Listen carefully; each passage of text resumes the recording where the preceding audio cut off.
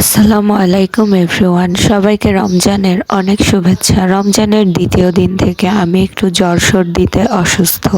তো এই অবস্থায় আমার কোনো কিছু খেতে ভালো লাগছিল না। তো আমার মতো অবস্থা যাদের হবে তারা কিন্তু টমেটোকে এইভাবে রান্না করে সেহরিতে খেয়ে দেখতে পারো। টমেটোর এই চাটনিটা করে খেলে মুখের স্বাদ আমার মনে হয় যে একটু হলেও ভালো লাগবে। কথা বলতে বলতে তোমাদের সঙ্গে আমি আমার রান্নাটাও শেয়ার করছি। এই রেসিপিটা অত্যন্ত সহজ একটা রেসিপি আর খেতে অনেক বেশি মজার। মশলা দিয়ে টমেটোগুলো তো আমি প্রথমে সিদ্ধ করে নিয়েছি।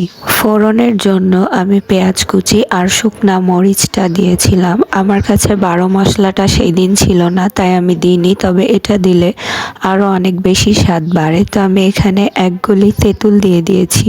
এখানে তোমরা চাইলে চিনি ব্যবহার করতে পারো যারা একটু মিষ্টি খেতে চাও। তো আমি চিনির পরিবর্তে গুড় ব্যবহার করেছি, কারণ আমার চিনির থেকে গুড় বেশি পছন্দ।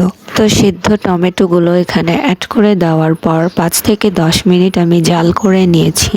আর এইভাবে আমি আমার সম্পূর্ণ রেসিপিটা কমপ্লিট করে ফেলেছি গাইস। আমার একটু ভয়েস রেকর্ড করতে সমস্যা হচ্ছে, তোমরা দয়া করে আমাকে ক্ষমা সুন্দর দৃষ্টিতে দেখবে। তো এই ছিল আজকে আমার ভিডিও আর টমেটোর একটা রেসিপি। সবাই ভালো থাকবে, আল্লাহ হাফেজ।